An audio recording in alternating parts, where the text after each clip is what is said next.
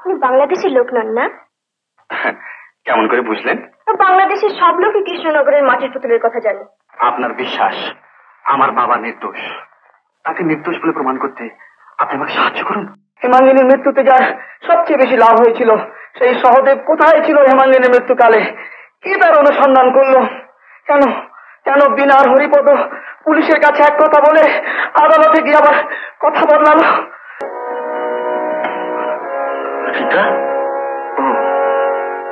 আপনি আপনি না, রীতা শঙ্কর।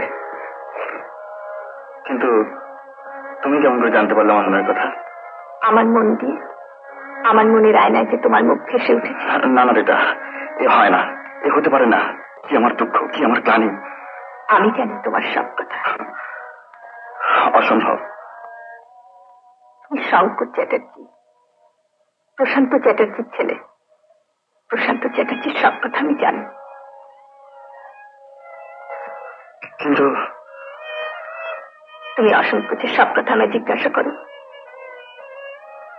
আমি খুনি আসামির ছেলে যেন আমার সঙ্গে মিশতে বা আমাকে নিয়ে গিয়ে বাড়িতে বসে খাওয়াতে তোমার এতটুকু কবিতা হলো না? তুমি চমকালে না? না, তোমাকে দেখে ভালো লাগলো। মনে হলো জীবনে এমন একজনকে প্রথম দেখলাম যে আপন ভোলা, নিজে ব্রত আর ধ্যান নিয়ে আছে। তারপর যখন তোমার পরিচয় জানতে পারলাম, বুঝতে পারলাম কেন তুমি এসেছো, তখন মনে হলো তুমি নিজের মনে নিঃসহায়, নিঃসম্বল, একলা। তোমার সব কথা ভেবে আমার চোখে জল এলো। নিজের মনের আজ্ঞাতে আমি গিয়ে দাঁড়ালাম তোমার মনের কাছে। যখন আমার পরিচয় পেলে লোকে আমাকে ব্যঙ্গ করবে, ঠিক সেই দুঃখের দিনে তোমার সঙ্গে হলো আমার দেখা।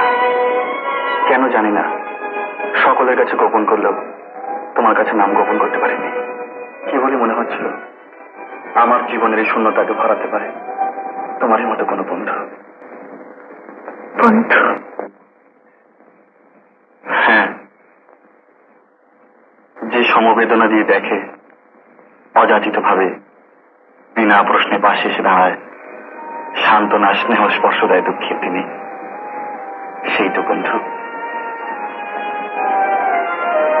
আমার জীবনে যা ঘটেছে তা জানলে বন্ধু বলা তো দূরের কথা, আমার সঙ্গে কথা বলতে তোমার সম্মানে বাধ্য। না না রীতা, কখনো না।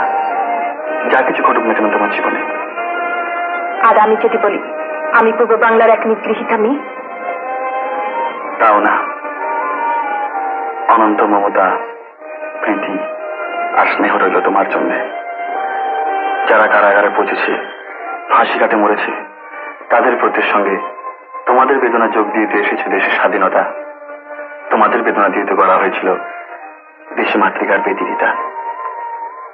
তুমি প্রথম যে আমার কথা শুনে চমকালে না। তোমার মতো করে আমায় আর কেউ কখনো বলেনি এমন কথা যা মানুষকে দেয় আশা আর আলোর ইঙ্গিত। আসুন আসুন, আপনারা খদ্দের, আপনাদের জন্য তো দোকান খুলে রাখা। আসুন। বাহ, বড় অপূর্ব তো মাটির পুতুলগুলো। কৃষ্ণনগরের মাটির পুতুল ভারত বিখ্যাত। আচ্ছা, আপনি বাংলাদেশের লোক নন না? কেমন করে বুঝলেন? বাংলাদেশের সব লোকই কৃষ্ণনগরের মাটির পুতুলের কথা জানে। শুনেছি রূপ থাকলে বুদ্ধি তো কম থাকে, তা আপনার দেখে দুই। না না না, আমার আবার রূপই বাকি, বুদ্ধি বাকি। আচ্ছা, আপনার নামটা কি জিজ্ঞেস করতে পারি? আমার নাম শঙ্কর, মানে শঙ্কর চৌধুরী। থাকি আমি পাটনায়। এখানে এসেছি কোটে একটা কাজে। আচ্ছা, এই দোকান আপনার না? হ্যাঁ, আমার আর আমার এক দাদা সহদেব দত্ত। ও, সহদেব বাবু বুঝছি আপনার আপন দাদা? না না না, অনেকদিনের আলাপ, দাদা বলেই ডাকি। আর আমাদের একই কারবার তো। সহদেব বাবু খুব বড় কারবারি না? হ্যাঁ, আগে ইন্স্যুরেন্স কোম্পানির দালাল ছিলেন, কারবারি হয়েছেন পরে। বেঙ্গল ইন্স্যুরেন্স কোম্পানির দালাল না? হ্যাঁ, তা আপনি কি করে জানলেন?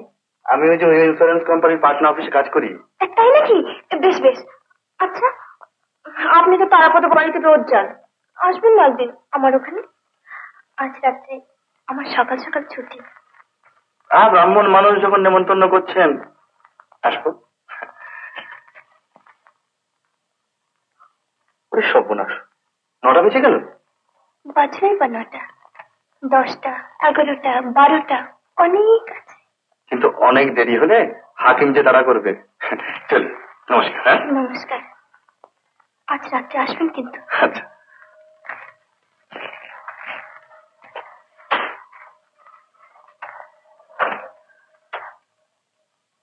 কার সঙ্গে কথা বলছিলি রবিনা? এক ভদ্রলোকের নাম শঙ্কর চৌধুরী, প্রীতি হোটেলে থাকেন। কি জিজ্ঞেস করছিল রবিনা? কিছু না, ভদ্রলোক পাটনায় থাকেন, আর তুমি যে ইন্স্যুরেন্স দালালি করতে না, উনিও সেখানে কাজ করেন।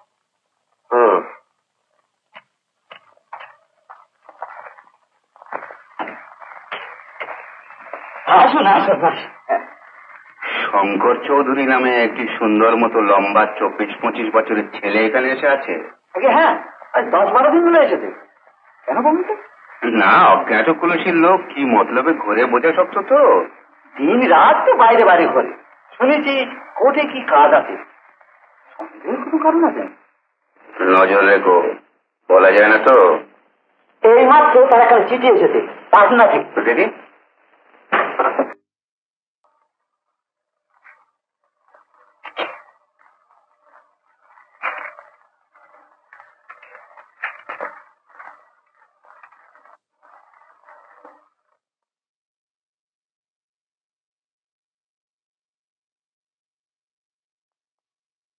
আপনার বিশ্বাস আমার বাবা নির্দোষ, তাকে নির্দোষ বলে প্রমাণ করতে আপনি আমাকে সাহায্য করুন।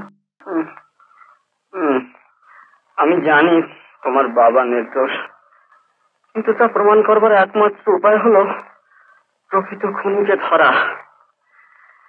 এতদিন পরে ধরা। না না, আমি কিছুই অসম্ভব বলে মনে করি না। জীবনে আমি কখনো হার স্বীকার করিনি, আজও করব না।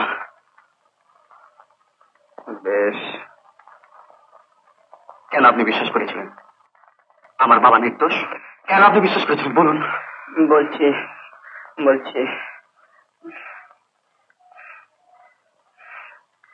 হেমাঙ্গিনী ঘর থেকে যে সিগারেট কেসটা পাওয়া গিয়েছিল, SRH মনোগ্রাম করা, সেটা কার? তাতে যে স্পষ্ট আঙুলের ছাপ ছিল সেটা তোমার বাবার নয়, তবে কার? কেন তো অনুসন্ধান করা হলো না? কেন প্রমাণ হলো না যে হেমাঙ্গিনী ঘর থেকে যে ইঙ্গিতপূর্ণ চিঠিখানা পাওয়া গিয়েছিল সেখানে তোমার বাবারই বাঁ হাতের লেখা? হেমাঙ্গিনীর মৃত্যুতে যার সবচেয়ে বেশি লাভ হয়েছিল সেই সহদেব কোথায় ছিল হেমাঙ্গিনীর মৃত্যুকালে? কি তার অনুসন্ধান করলো?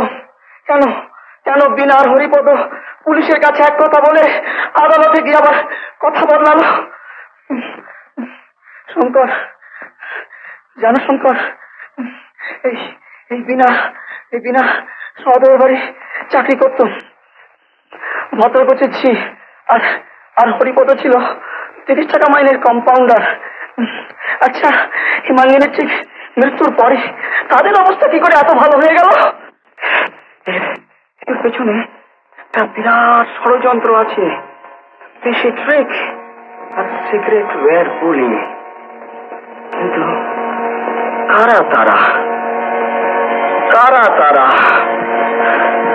আমি সময় পেলে আর অদৃষ্ট অন্যরকম হলে প্রমাণ করতে পারতাম যে তোমার বাবা নির্দোষী, কিন্তু আমি তো পারলাম না শঙ্কর।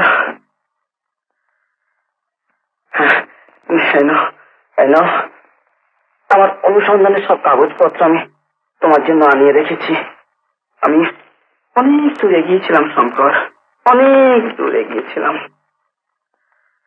হ্যাঁ দেখো, আমাদের পুলিশি শাস্ত্রে বলে যে খুন হয় তার জীবনের ইতিহাস থেকেই পাওয়া যায় খুনের সমস্ত তথ্য। তুমি হেমাঙ্গিনীর জীবনের ইতিহাস খুব ভালো করে অনুসন্ধান করো, তার জন্ম থেকে মৃত্যু পর্যন্ত খোঁজ করো। তার সঙ্গে অন্য কারোর বিশেষ সম্পর্ক ছিল কিনা, তাদের মধ্যে কেউ বাঁহাতে লিখতে পারত কিনা, তাদের সবাইকে সন্দেহ করো। শঙ্কর, খুব সাবধান শঙ্কর, খুব সাবধান, কিছু করতে করতে কিন্তু সাপ বেরিয়ে পড়তে পারে। বিষধর সাপ, ঝাড় করতেছ বলে আজ আমার এই অবস্থা। শঙ্কর, খুব সাবধান, খুব সাবধান। ভীমরুলের চাকে ঘা পড়লে কিন্তু খুব সাবধান শঙ্কর, খুব সাবধান শঙ্কর। আমি বাধ্য হচ্ছি আপনাকে যেতে বলতে। দেখছেন না রোগীর বিকার বেড়েছে, যান আপনি।